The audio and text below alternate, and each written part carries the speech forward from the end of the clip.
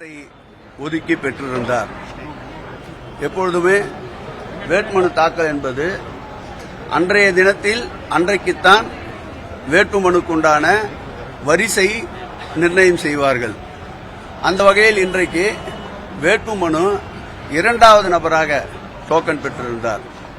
அதிலும் குறிப்பாக எங்களுடைய ஏஜென்ட் ஆர்ஓ மற்றவர்களும் சொல்லிய போது 12 மணிக்குள்ளாக வர வேண்டும் என்று அவர்களும் சொல்லியிருந்ததன் அடிப்படையில் சரியாக 12:15 மணிக்கு நானும் நம்முடைய வேட்பாளர் அவர்களும் தேர்தல் நடத்தும் அதிகாரியிடம் எங்களுடைய வேட்புமனை தருவதற்காக சென்றோம். இதில் என்னவென்றால் காலையிலேயே கலாநிதி வீராசாமி அவர்கள் பெயரிலும் நம்முடைய தலைமை செயற்குழு உறுப்பினர் திராவிட முன்னேற்ற கழகம் இளையண்ணா அவர்கள் 10 மணிக்கு வெளியிலே காவல்துறை பதிவேட்டில் பதிவு செய்திருந்தார். அந்த வகையில் முறையாக எங்களுடைய வரிசை எண் 2, அவர்களுடைய வரிசை எண் 7. ஆனால் நாங்கள் உள்ளே வேட்புமனு தாக்கல் செய்வதற்கு சென்றவுடன் எங்களுடனே அவரும் கும்பலாக வந்துவிட்டு எங்களுடைய வேட்புமனு தான் நீங்கள் முதலில் பெற வேண்டும், எங்களுடைய வேட்பாளர் முன்கூட்டியே வந்துவிட்டார் என்று பிரச்சனை செய்ய ஆரம்பித்து விட்டார்கள். இந்த ஆட்சியை பொறுத்தளவில் மாண்புமிகு தமிழக முதல்வர் அவர்கள் எங்குமே சட்ட விதிமுறை இருக்கக்கூடாது என்று எங்களுக்கு உத்தரவிட்டதற்கான இணங்க, அதோடு எதிரிகள் திட்டமிட்டு கலவரங்களை ஏற்படுத்தக்கூடும், இந்த தேர்தலை அமைதியாக சந்திக்க வேண்டும், எங்கும் ஒரு சிறு அசம்பாவிதத்துக்கும் இடமளிக்க கூடாது என்ற எங்களுடைய கழக தலைவர் அவர்களுடைய நல்வழிகாட்டுதல்படி நாங்கள் அமைதியாக ஆர்வலோடு முறையிட்டுக் கொண்டிருந்தோம். மேலும் பல அவதூறு பேச்சுக்களை உள்ளேயே அவர்கள் ரிட்டர்னிங் ஆபீசர் முன்பாகவே பேசிக் கொண்டிருந்தார்கள். இருந்தாலும் இந்த யார் முன்பு வேட்புமனு தாக்கல் செய்வது என்ற நிலை வந்தபோது அவர்களே கூட நாங்கள் திமுக செய்த பிறகு செய்து கொள்கிறோம் என்று கூறிய பிறகும் கூட அங்கே இருந்தவர்கள் இல்லை நீங்கள் முதலில் செய்யுங்கள் என்று அதிமுக அழைத்தார்கள். முறையாக முதலிலேயே நம்முடைய கலாநிதி வீராசாமி அவர்களுடைய மாற்று வேட்பாளராக அறிவிக்கப்பட்டிருந்த அன்பிற்கினிய ஜெயந்தி கலாநிதி அவர்கள் அதற்கு முன்பாகவே டோக்கன் பெற்று அவர் காலை 9 மணிக்கே இங்கே வருகை தந்திருந்ததால் அவரை அழைக்க வேண்டிய நிர்பந்தம் ஏற்பட்டது.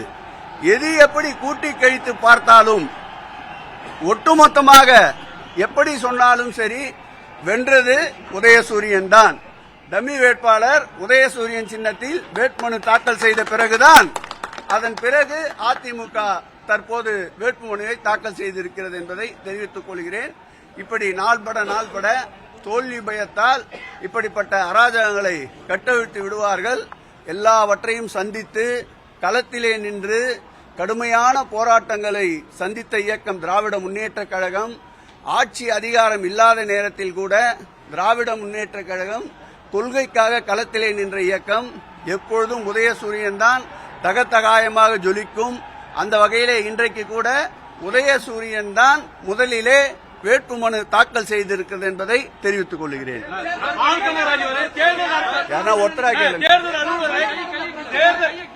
தேர்தல் அலுவலரை நீங்க மிரட்டினதா சொல்லி பால் கனகராஜ் குற்றச்சாட்டு வைக்கிறாரு. அதிமுகவும் திமுகவும் ஒன்று சேர்ந்து நாடகம் மாறுறாங்க அப்படின்னு சொல்லியிருக்காரு. பால் கனகராஜ் இன்சைட் த சீன் இல்லவே இல்ல.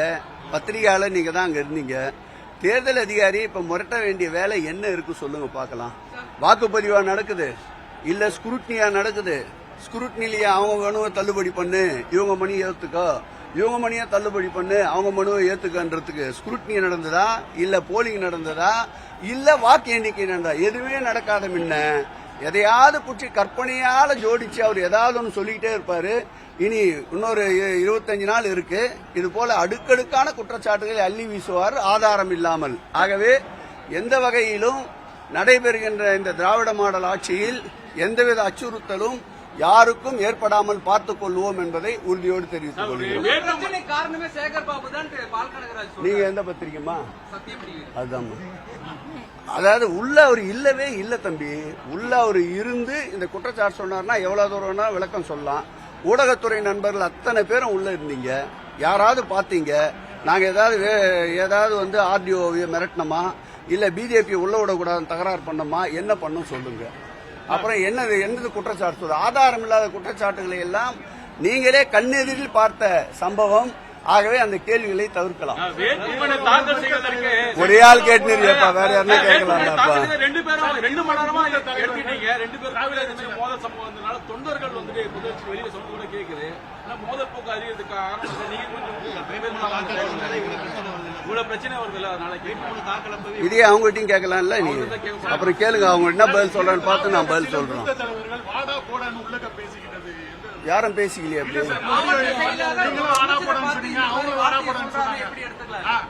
மாவட்ட செயலாளர் உங்களை பார்த்து ஒரு அவதூறான ஒரு வார்த்தையை சொல்றாரு, எப்படி எடுத்துக்கலாம்? அவங்க நடந்து வந்த பாதை அது. ஆகவே அதை பற்றி நாங்கள் கவலைப்படவில்லை. எங்களை பொறுத்தளவில் அங்கு எந்த அசம்பாவிதமும் நடந்துவிடக்கூடாது என்பதில் மிகவும் கண்ணும் கருத்துமாக இருந்தோம். ஆகவேதான் தேர்தல் அலுவலர் அவர்கள் சொன்னதற்கேற்ப நாங்கள் இரண்டாவதாகவே வேட்புமனு தாக்கல் செய்வோம் என்ற நிலை ஏற்பட்ட போதும் சூரியன் தான் அங்கே ஜெயிக்கின்ற ஒரு நிலை வந்தது என்பதை மகிழ்ச்சியோடு தெரிவித்துக் கொள்கிறேன்.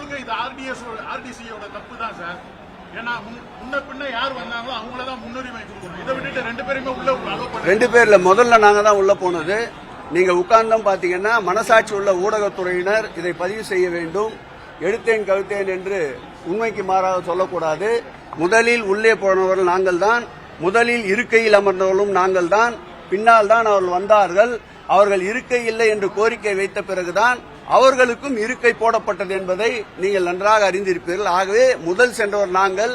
டோக்கன் படி 2ஆம் எண் டோக்கன் வாங்கியவர்களும் நாங்கள் தான் என்பதை மீண்டும் மீண்டும் பதிவு செய்கிறேன். தேர்தல் அதிகாரி தாமதமாக செயல்பட்டதனால இந்த பிரச்சனை காரணமேவா?